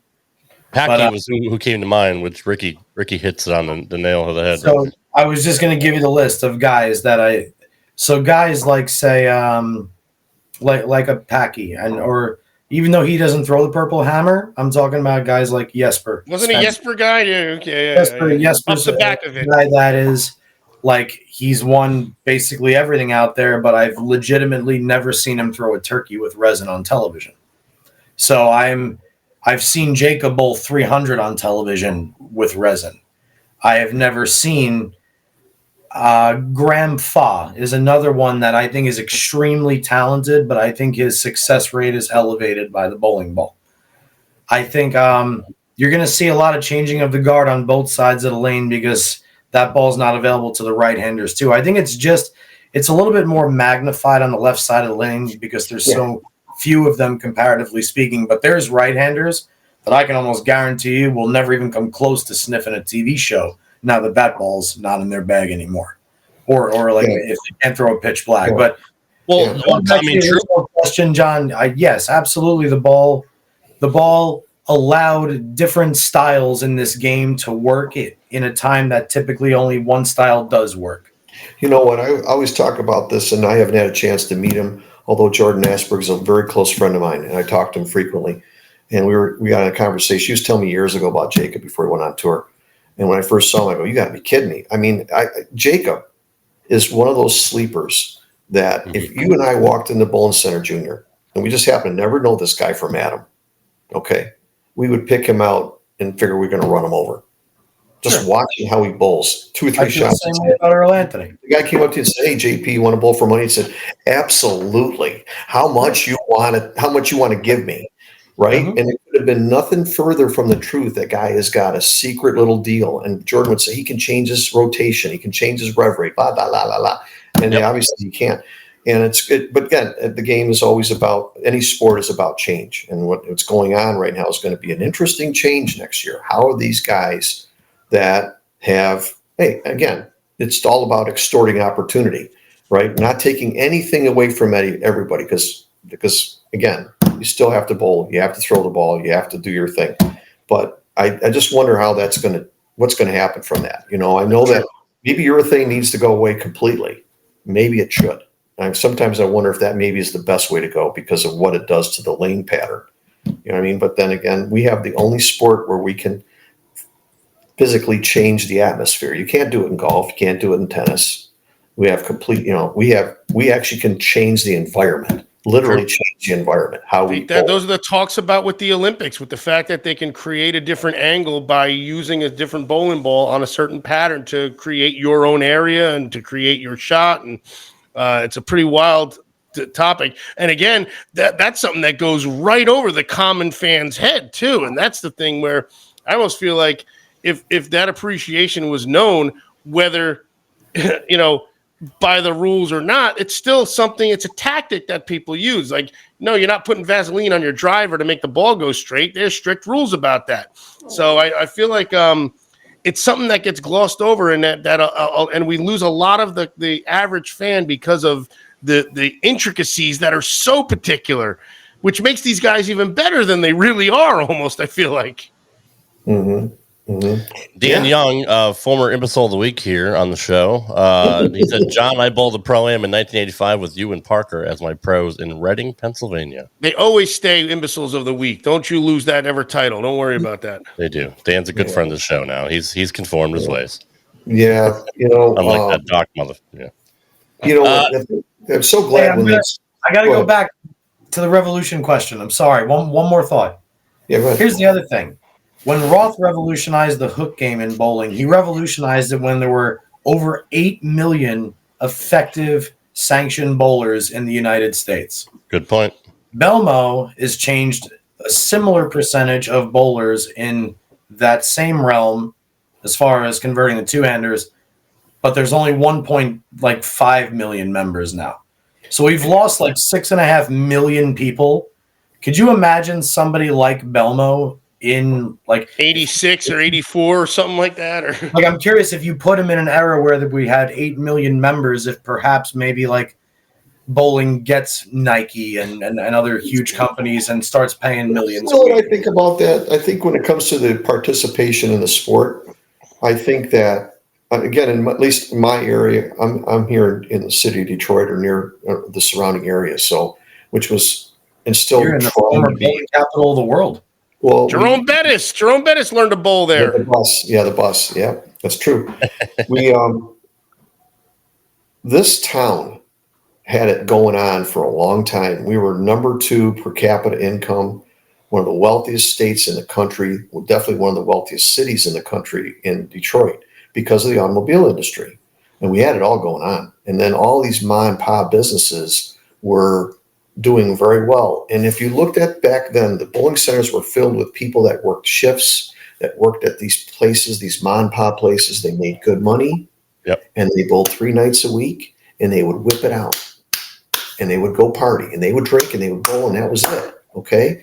And then when they went to NAFTA, it's just like that guy said, Ross Perot, the sucking sound. And he was right, because once all those jobs went over to Mexico and they could outsource all of this stuff, that's when all those jobs, we had 1,500 businesses up and down Groesbeck Highway in Fraser, where I grew up at Foundview. And little by little, they all started to close up because they didn't, we're going to go over here to China. We're going to go over here to Mexico. And I'm not against those countries. Everybody's got to eat. I get it. But the thing is, we had the nuts. We had it going on here. And we kind of took the middleman out. The middle guy got squeezed out. So now those people became poor. And then the other people went this way. And they went, but we lost the middle class. I think that's what the bowling game is happening. I really do believe it. That's probably one of the best examples that we've had in the year and a half, almost 2 years of this show, because we keep asking about it. And we feel like, remember watching the show in 1978 and everybody's wearing a suit and they're smoking a cigar and it's packed. It's packed there. And I mean, it's very distinguished. It's a gentleman's game. You're right. If you went to the show, everybody has suit and tie. Yep. And it's changed. But I'm not knocking what it is. I'm just, but from where it was, because honestly, this is the first true depiction I feel like that you just nailed, and a great example of it. It's a blue collar sport.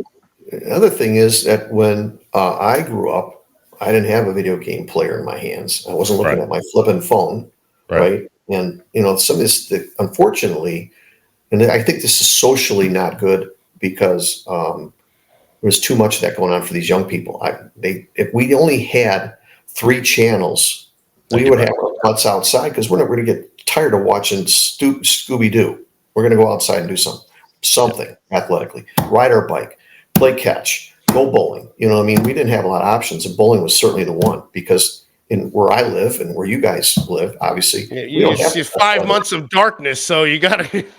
Bowling center is the perfect. You got a great environment, right? You know, you got never rains in the bowling center. It's always nice and either cool or warm. Where if it's snowing outside, you can bowl all day, no big deal. And that was the great thing about the sport, you know. So a combination of that, plus I think maybe looking back at it, I guess the only other option that the sport could have done is, okay, the bowling ball got stronger, the pin carry got more incredible, the pocket got wider to throw strikes, right? You can see it, the angle of entry can change dramatically.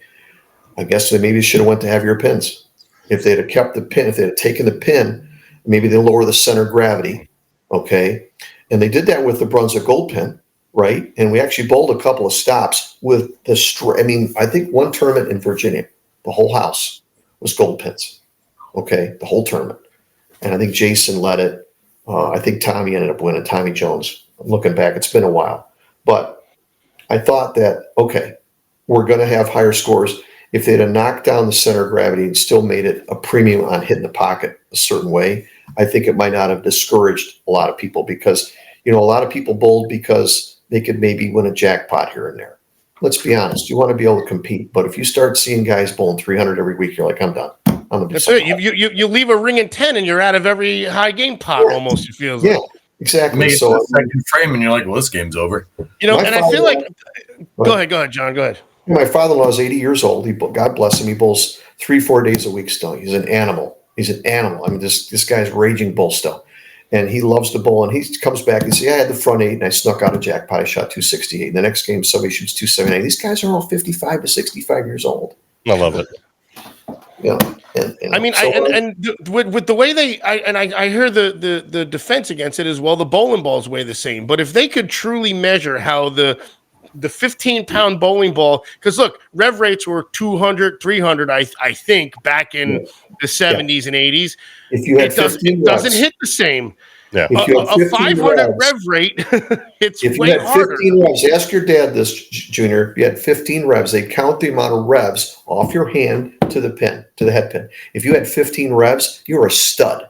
You were a flipping stud. Shit. Oh, yeah. 15 revs. Wow. Right, John? I get 2, so. No, now Earl, I think I count him. He was 7 or 8. Yeah, wasn't Earl like 3 or 4? Right. But he was always up behind. But his ball hit like a 20-pound bowling ball for some reason. He had the ball going uphill. He shoveled it through the front so they could make the front hook, and everybody would be eliminated, right? Right. And because everyone that was hitting on it, like your dad, they play games, everything. You know. So he was doing, I mean, look, it's still, you got to win. You got to, someone's got to win. Well, listen, Earl was a great bowler. I'm not going to take anything away from him, and I'm sure you and your dad had conversations about this, Junior. He's boring as fuck to watch. JP hates his release. He absolutely hates.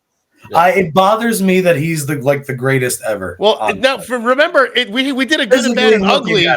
But we did a good, bad, and ugly, and I said it was Earl Anthony's bowling style that was bad and ugly, and then Johnny was like, "Finally!" So, yeah. By the way, I don't think your dad was fond of his style, and I think he definitely was one of the guys he wanted to open a can of whip ass on every time he got a question about it. Dad still talks about the 74 Tournament of Champions. After he won it in 71, 216, he led the 74 Tennessee by like 500 pins and lost by 2 pins to Earl. He's still pissed about it. By the way, Och, you see Rob Perwosny in the comments? I didn't. Can I roll back or no? Yeah. Anyway, I just think if you go lower center of gravity, you take it to around 312, maybe even 4 pounds. I'll tell you what, when we bowled on 4-pound pins, and Arnie actually had a couple cases of them he brought over to Fountain View one time. We were bowling on heavy pins. I'm going to tell you something, man. You don't think it'll change? I guarantee you put a 4-pound pin with a low center of gravity, game over. It's going to bring everybody to the front. Everybody's going to come in the front door. They can't come in the side door anymore. I don't care. Exactly. They're going to buckets. They're going to 5-pound bucket and a bucket. I'm telling you. Trust me. I've seen it eliminates 1.5 to 2 hits a game, which equates to 6 a night, which equates at the end of the night, if you miss one of those, to almost 100 pins. But which also eliminates those mentally weak folk that think they're good and then they just leave and they go, "Oh, I'm not bowling anymore." And that's the shame of it, man. It's not supposed to be easy. It's not. Ocho, when I was 13 years old, Rob Perwazny came up to me and said, "What candy?" Back candy. And the reason that we still do it to this day is because of Rob. So I just wanted to give Rob. God bless him. The bastard stole my candy. You don't want to be this old guy that wants us to go back to the dark ages. You know, you get these old timers. Oh, when I bowled on lacquer, blah blah. You know, I don't want to be that guy, right? Right. But I feel pretty strongly if we go to 4 pounds. But I think Johnny said, somebody I talked to said, I don't think the machines can calibrate the additional weight. I'm not sure about all of that. Would they be offset or something, or like the weight, mechanically speaking? So just the strength of it. Okay, I got you. Yeah, mechanically speaking, but I believe if you lower the center of gravity, change the voids, and make it a little heavier. Now Brunswick, which had a great pin, always has a great pin, and AMF's got decent pins, but now they're kind of combined. But yeah, I remember when you get a fresh set of pins, man. You go look at ask your dad pins that he bowled on in the 60s versus in the 70s and 80s. It changed. The dynamic of the pin changed. Surlin, the plastic coating, and it got livelier. It got livelier. And okay, well, it sounded better. Even the sound it made back then was exciting. And we talked about that too. The sound of a bowling ball hitting in the 80s, and it was music. It was poetry. Yeah. I mean, not that Chris Schenkel didn't help it, but just the pure sound of the ball hitting the lane, that echo of the ball rolling, and then the explosion. Like the ball hit the lane so hard you could always hear it thump, and then boom, the pins. But but there was that fun echo too. Like it was such a deep, like a baritone type of sound that it was so you can hear the ball. Right, you can hear the ball roll. You can hear every rev going down the fucking lane. I mean, that's the way it was. Speaking of sound, dude, Dan Young brought up the twister pins. Remember those, John? Those 100% synthetic. They were different. I think talk about the shittiest sound in the history. But that was Bill Taylor was playing around with some of that stuff for a minute there. He had, he had his opinions of the sport. He was always that purist guy. With the change in the voids, and they were making some pins with change in the void. I'm telling you right now, it'll change the whole dynamic of the sport. But if you do that, you've got to put an asterisk on the restart. There has to be a restart. If they do that, it could get interesting. Now, I'll tell you another story though. So I've got some kids on our high school team, right? And they're just starting out. God bless them. They bowl. These two friends of Marco's, they're just starting to bowl, and one's lefty, one's righty, and they're just imagining. But they're athletes, so they're picking up on things. And but we're bowling on what they call these Phantom 2 patterns, which is some type of a semi-skilled sport shot, right? And when you take them off house and you put them on this, it's too tough for them. So you have to have, even Freddie talked about the patterns. When you're starting out, you got to give access to the pocket. And as you get more skill, then you can take the access to the pocket away from the lane pattern. So there's a combination of things there that they could do. But I don't think they, I don't think they've done a good job. The ABC probably protecting the integrity of the sport. I think they've got run over. Their muscles. They've got nothing. They got no muscle. They got no muscle. And they used to have a really good point what you just brought up, John, because you hear such conflicting views on that subject. Where you just said, as the bowler progresses and gets a little bit better, then you make the challenge in front of them a little bit harder with the conditions. There's that big argument basically anywhere you go nowadays where they're making these kids, and I'm talking about the kids that are in high school, the kids that are trying out for junior gold, the kids that are getting prepped for whatever, but we're talking about young ages. And they're going to all these these bowling tournaments, and they're bowling on 1-to-1 flat patterns. Yeah. I can't average 200 on the U.S. Open pattern from 2011. What makes you think a 13-year-old kid is going to be able? Yeah, well, they're not. So what happened? You're bowling MJMAs. So MJMAs are our version of weekend regional tournaments. It's actually now it's become anyone that's good in the state of Michigan, even the multi-states, they bowl MJMAs, and every state has their own version of those junior tournaments. You know, Storm's got the SYC now that's traveling all over the country like a Pro Bowlers Tour for junior bowlers, and there's other ones out there. I'm not going to do any disservice to some of the other ones I haven't mentioned, but the point of it is MJMAs here in Michigan, flat. I mean flat, and holy cow. And but in college, then they actually make college look a little easier. And what we did was they had some tournaments, and Ava and Marco were bowling, and they had the boys and the girls bowling together. Now you know what's going to happen. The two-handed boys are going to beat up the lane. The girls have nowhere to go. So exactly. I went into the talk to the directors. I said, why don't we try a tournament where the girls stay with the girls and the boys stay with the boys? And it worked out a lot better. And I'm not saying it made them easier. It's just that the girls break the lane down a certain way. Right. Exactly. Between 5 and 12. And that's about as far as they're going to go. And if you're a super stud and you can take a step inside, then you have an advantage. But when you bowl with the boys, and the boys are playing third, fourth, and fifth arrow, girls have no chance. They got nowhere to go. Absolutely. Right? And hence, anyway. But I think that tougher patterns, depending on your skill set. If you're an amateur, no chance. No flipping chance. So maybe what they've got to start doing is they've got to develop these starter leagues where they bowl on an easier shot and, they have a chance to enjoy the sport. And then they can begin to practice on tougher patterns so they can excel. Maybe that's the way to inspire them, because back when I was a kid growing up, you got to practice. You had to practice. Now you don't need to practice. You put the flipping ball in your hand, you spend $300, you got your grips, you got your switch grip or whatever flip it is you're doing, and you bought yourself 12 boards of hook. Yep. The big red wiffle bat, as I call it. That's what Ocho calls it. Big red wiffle bat. Meanwhile, it's like it's comparing like going to the driving range, say half a dozen times, a dozen times, and saying, oh shit, I can hit this driver all day. I can hit a 7-iron off the mat, and then when you're spraying it everywhere, but then you get on a course, a real golf course, and the first golf course you go to is the tips from Bethpage Black.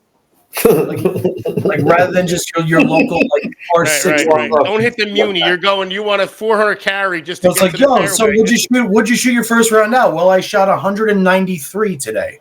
Right. Like, yeah, I played the tips from Bethpage Black. That's like when the kids say, well, I went minus 350 on the 1-to-1 pattern at my junior gold qualifier today. I averaged 136, but I think I bowled pretty well.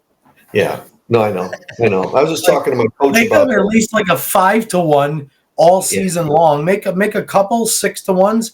Make a couple super easy 10-to-1s, and then make like the challenge tournaments a little extra scholarship dollars and make them impossible.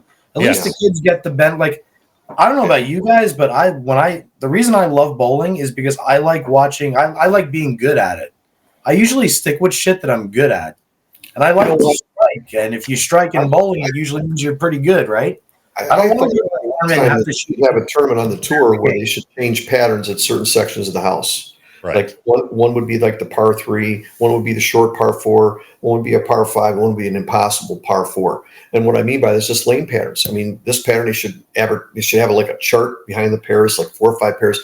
This is the gutter. It's going to play the gutter based on us, and explain that to them. And maybe this pattern over here, the next 4 lanes over, you have to play fallback 5th and 6th arrow because it's flat. I mean, I think that would be maybe the way to do it. Instead of holding them across the house, right, the same shot, take sections of the house, but make the public aware this is where we are. Right. And I like that. Like you said before, though, John, a lot of these guys can, with the bowling ball now, create a little bit rather. I mean, it doesn't mean it's a bad idea, because I'm thinking like, okay, the 100-yard par 3 is the house shot. The 470-yard par 4 is that long 47-foot pattern or something like that. But it's like back in the day, like you had to do hand tricks, and you had to. That's what it was. You didn't have how many biscuits you had, 2, 3. Now you got a 15-ball arsenal. You just pick a ball and you go. The one gentleman mentioned to my right here on the comments is, how come they don't change hand positions? Because you don't need to. Right. Yeah, change bowling balls. You got a board difference. You stand in your same spot and you can throw it. Chris Prather, I feel like he's the one guy that'll kind of jump all over the place, and he's see him slow hook. Yes, he'll pipe it up. He's incredibly talented. He's one of the one-handers that can do it like no one else. No one else. In fact, I say does it smoothly, and EJ does it aggressively. Dare I say that he might look a little more talented than EJ Tackett? I'm sorry. Physically, 100%. I don't think there's anybody that's more talented than Chris Prather. Agreed. But when EJ sees a break point, he knows how to get to it. Absolutely. Yeah. Not knocking EJ in any way. No, I'm not either. I got a lot of respect for start to finish. It's comparable to Ozio from back in the day. I mean, I think Prather. I thought Prather, watching him, and I think I talked to Freddie about him. I mean, that kid's got all of it. He's one of the few guys, one-handers, he's got the tools. Agreed. No, he's very fundamentally sound. He's very traditional. Final question here, John, as we wrap it up. Sorry. Has the house shot ruined bowling? And I preface that by saying, we've talked about this before. Many kids, or even just anybody, any league bowler can go out there, and you see it in the forums on Facebook. Everyone's shooting 850, 870, 300, 300. Has it made people think they're better than they actually are? So when they see the pros on TV, you're like, "Oh, fuck, I can do that. I'm averaging 250." I think there needs to be a descriptive way that you can explain to the public. Like Fred had told me, and I kind of agree with what Freddie had mentioned to me before. He said degrees of difficulty depending on the skill set, depending on the league. If you're bowling in a top flight league with all studs, you need to make the patterns tougher. I think if you're bowling in a house league where you got beginning bowlers, you need to make them easy. So depending on that. Now you got, again, people that are pseudo 180 average bowlers 30 years ago are averaging 225 because of the bowling ball. It's gotten too easy. It's gotten too easy. And the shot. Too easy. My opinion. I hate to say it, but that's just my opinion. I'm at 219 with hand-me-down bowling balls from 15 years ago, and it should. And I'm not bragging. Believe me, I'm not bragging, because if I ever had to move off the gutter, I can't do shit. But it's always there. We have to get people practicing again, where practice means something. Technique, repeatability, repeatability. Those things are the essence of the sport. And I don't know if we get back, but like I said, the pin might help. The patterns can help a little bit.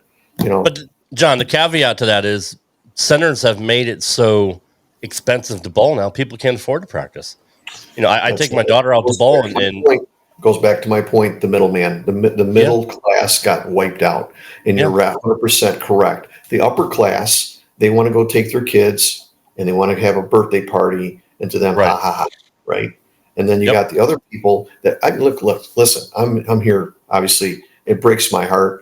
I see kids that want to bowl, that really want to bowl. I mean, I could tell they have no money. Yeah, they can't afford it. You're 100% correct. It's not affordable for them. If you're poor, and I talk to people because I'm in the health insurance industry now, working for a living, and I talk to people every day. They're making $20,000. I got a family of 4. You can't make it.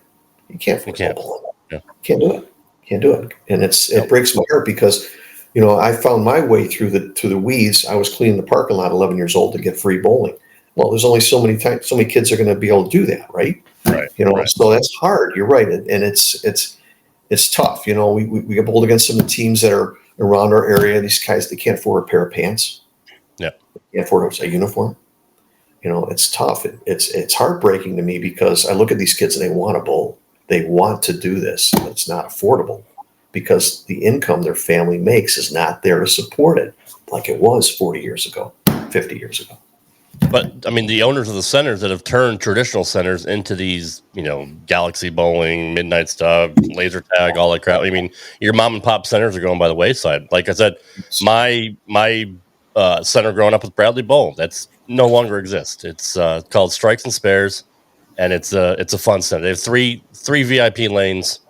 The rest of it is all arcades and all that. Completely upside down. The sport completely changed. It went from you have to practice, you have to work on your game, you have to get instruction, you have to see a pro, you have to get all these things. And now you're right. It's cookies, it's pizza, it's pop, and we're going to go Top Golf almost without half of those amenities. It scares me. I worry about the sport. I worry about the future because of the way it's going. You know what I mean? We do too. It scares me.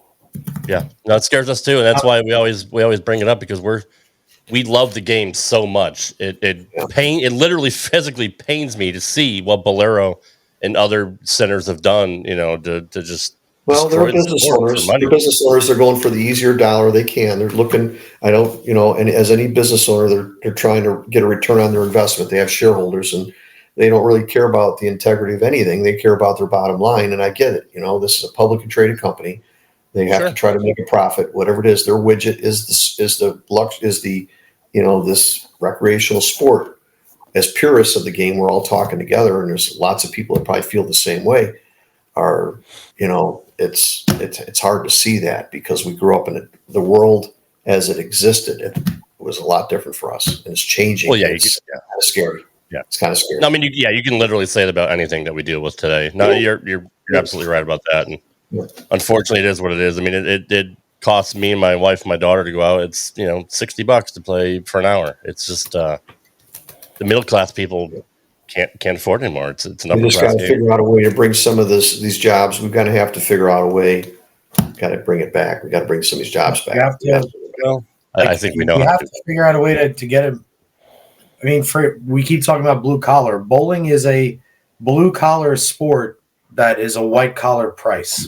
Right. Even the equipment. 100%. This is not golf where people will recreationally go out and play golf. They'll spend $50, $60, $70, $100 a round. They'll spend $2,000 on a brand new set of clubs. But 99.9% of golfers have zero aspirations, of going on the PGA Tour. Right. Because they know in order to go on the PGA Tour, you got to be so goddamn good, so ridiculously committed.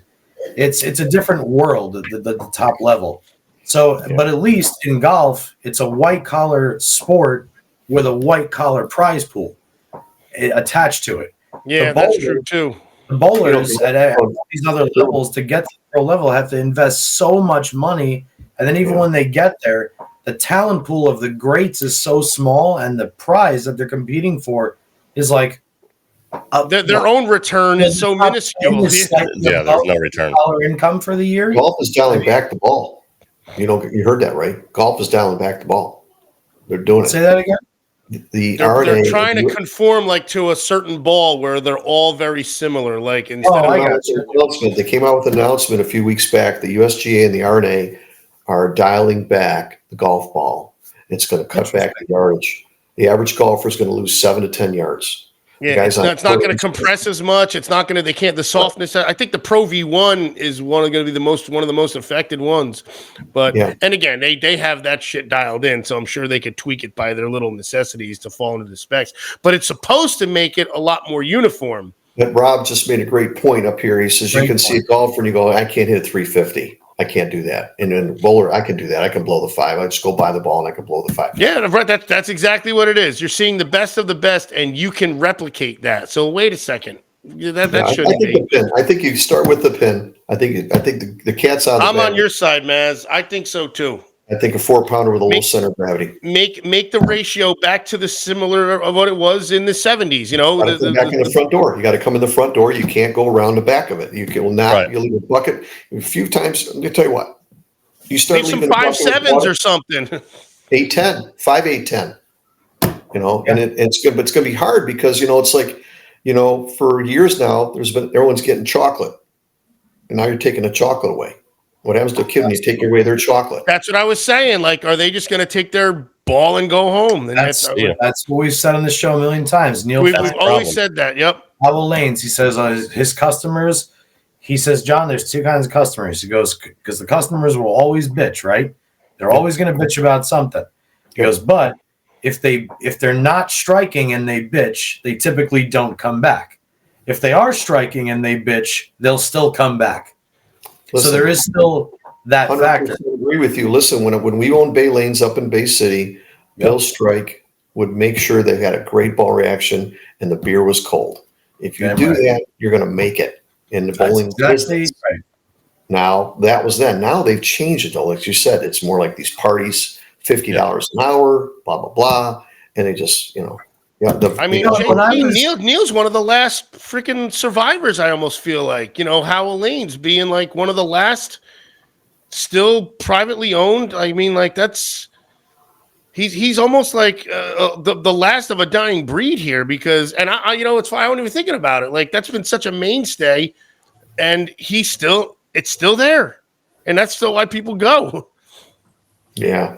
Well, this colored lane oil makes a lot of sense. They try to do it on the tour, and that's a great point. We don't know what we don't know. We could we can go play golf together. And again, I don't want to disproportionate or compare golf a lot, but the truth is when you go out and you're playing and you see the Major League Baseball players and you could sit in front of a home plate and have a 95-mile-an-hour fastball hit. Good luck trying to hit it 350, 400 feet. Good luck. Right. With a wooden bat. Mm-hmm. Yeah. You have to have a lot of respect for that because it's clear that not anybody can just walk out and do that. Right. You go out and play a golf course and it's US Open rough and a 220-yard par 3. Okay. Good luck. Okay. Have fun. You're getting your money's worth, but you're losing a shit ton of balls too. Yeah. Right. Well, the thing is now that if we had lane oil that was colored, that would help because you could literally see what's in front of you and that could help to a degree, but again, I keep going back to the thing. I think it's part of it. It's economically driven. We know it costs too much money.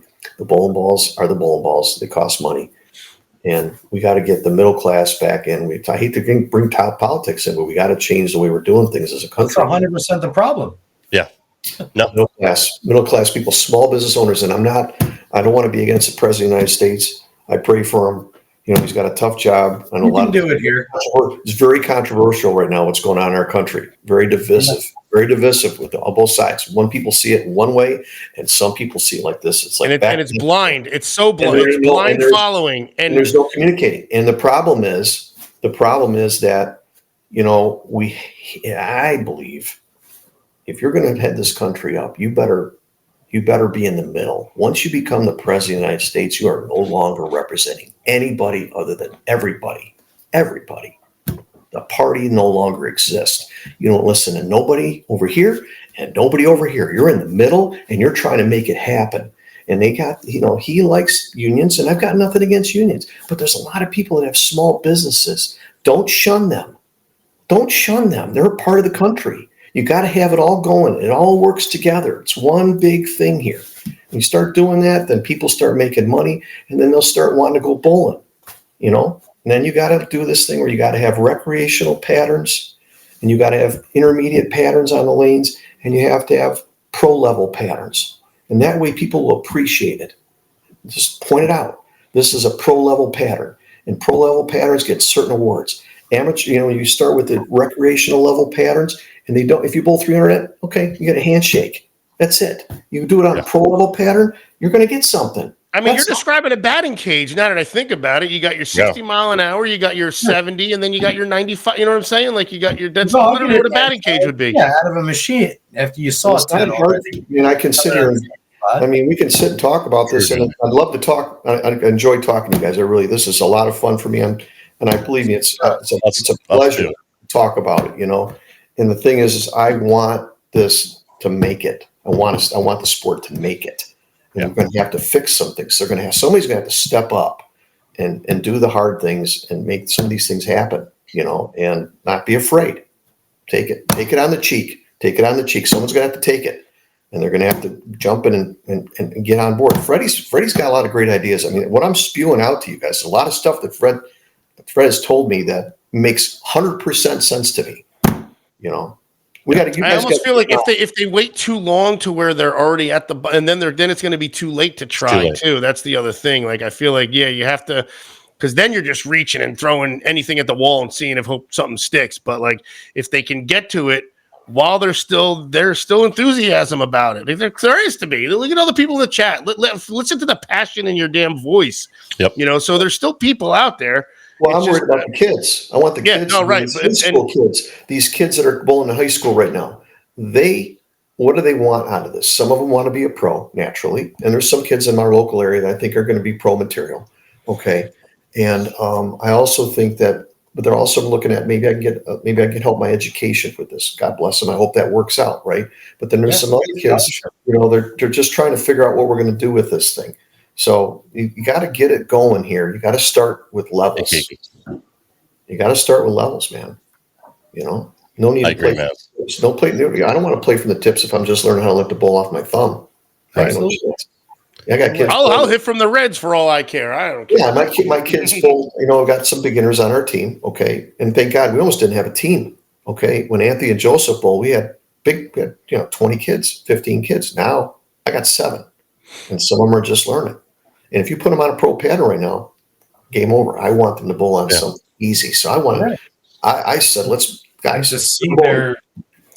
Let's inspire them. Let's not make it so hard that they can't even flip and bowl. Right. So that's. When I was in 4th grade, or 2nd grade, I wasn't playing on the giant big league field. I was playing on that little league field that was only 40 feet rather than, Exactly. That's a good. Yeah. Which is general progression, and let that take place, and let the growth and the maturity happen there. That makes perfect sense. Why don't we do that with the sport? Why don't we do that with the sport? It seems like it's easy enough to do it. Just implement it, get it on involved. Now, if they can't do it, if the USBC won't do this, then somebody else has got to do it. And I'm thinking, is it the PBA? Who's going to get a hold of this thing? I think it's not going to be USBC. No. Chad Murphy. I can't believe this is even happening, because I think Chad's a smart guy. He knows what to do. Why are we? He does. I think Chad voted for our president. Huh? I said I think Chad voted for our president. I agree. Oh, by the way, side note, fuck you, Colorado. I'm just saying that. How about that one? How does that work? How does that flipping work? What? Colorado? I mean, so just hypothetically. So it looks to me right now that Trump is going to most likely be the Republican nominee. But if the Democrats have their way, they're going to throw him in jail. Okay. Right. And if they don't get that way, then they're going to have 15 states disqualify him. Right. Interesting. And then it's going to go to the Supreme Court, and the Supreme Court's going to probably say you can't do that. Let's get back to basics, right? Maybe that's what's going to happen. It's going to be interesting. The 14th Amendment was based on the Confederates. Equality and whatnot, too. But I voted for Adam Kokesh because his first day on the job, he said he was going to abolish the Federal Reserve, and I was all for that. I'm all for that. Then they won't be devaluing our dollar anymore, and these criminals won't be in bed with the Federal Reserve. So, Adam Kokesh, I'll write you in again every 4 years. God bless. Let's make it simple. The president cannot represent a party. Once you are running for president, you are no longer affiliated with any political party. Period. Because then that would take the criminality out of it, because these guys are in bed with the Federal Reserve. And that's why politicians making $100,000 a year have 4 mansions, because they take honestly, it goes back to your middle class thing too, unfortunately. And we're not going to get into that. That's just, I get it. I get it. It's just pains. Look, it's shameful that it's a logical thing that's legit going on, and yet because they have the divisiveness going, that's perfect for them. It's like pro wrestling. You got all these guys, bickering, but then they're in the background shaking hands, going, "Hey, we got him. You see what John says? He wins in jail and pardons himself. Yeah, you know what? Looking back at it, I thought to myself, after he lost. After Trump lost the election in 2020, and there was a lot of shocked people naturally, I thought to myself, he might need to pardon himself. Just to play it safe, because they're coming. Because he did not make friends with a lot of people and a lot of powerful. I thought to myself, if I was him, I'd get on it now. John, I got a political show that I can have you on here one of these weeks. That guy said way too flipping much already. I already got myself in a ringer right now to begin with. But I hope the sport of bowling survives this. I hope they get a structure. Yeah, I think it needs to be done that way. I think that the bowling ball is the bowling ball. That's fine. Let's just make the pin a little tougher to knock down. Let's change the patterns. Let's put degrees of difficulty in the bowling center. And if you want to bowl recreational, you're over here. Want to bowl, you start out league, you're over here, intermediate, and then pro. Done. Simple. And then the drunks, we get the house shot, which I'm okay with. There you go. That's it. House shot and beer. Just keep it going. Yeah, exactly. It's beer, what do you say? The shot there and the beer cold. Like they'll come back. That's it. Yeah. All right, guys. Mads, we love you, buddy. We're so glad to have you on here again. We'll definitely have you back another time, because there's so much we can still cover, and I think you're in like-minded company when it comes to some of your some of your ideas. But I'm from the country. I don't have nothing against anybody. Purple hair, green hair, I don't care. Done. I just want us all to get along. I don't want us to pierce each other. We got too much. We got a great country. I hate to see us. That's what a constitutional republic should be. It means it's liberty. A constitutional, when they say democracy, I get the equality, but how about liberty? Because that means equality. You do you, I do me. You can have whatever, like you said. Constitutional republic. There you go. Customize and save with Liberty Bibbity. You don't even have a mustache. You don't even have a mustache. Yeah, we went down the road in a different direction. I can't help it. Politics is always there, though. I agree. Merry Christmas to everybody here, and you gentlemen as well. We'll be back next week after Christmas, but everybody have a very Merry Christmas, and hopefully you guys get what you want. And if you don't, well, it's probably because you're an asshole, like Dr. Adams, God bless you. I just saw it was a good buddy of mine. Yeah. God bless everybody. God bless my mother-in-law. We lost her the day after I was on your show, guys. Oh, Sorry. God bless her. She's looking over us and all our friends that we've lost and family on this special time of the year. It's about family. It's about friends. It's about our faith. God bless you guys. Good luck. Keep it up. John, Merry Christmas. Happy New Year to you and yours. Love being here. All right, guys. Love having you. Thank you. All right, everybody. We will see you next week. Again, Merry Christmas to everybody else, except for Doc Sullivan, because he's an asshole. And the entire state of Colorado can suck my balls. Oh boy. Good night, everybody. Thanks for listening to this edition of Straight Up 5 with Johnny Petraglia Jr. You can follow the show on Twitter at Straight Up 5 Pod. Follow Johnny Jr. at JPJR07. Follow Rad Rob at Rad Rob Gaming. And follow Dr. Ocho at the Dr. Ocho. Got a question for Johnny? Send your questions to straightUp5podcast@gmail.com. We'll see you next time for another edition of Straight Up 5 with Johnny Petraglia Jr. Right here on the Rad Rob Radio Network.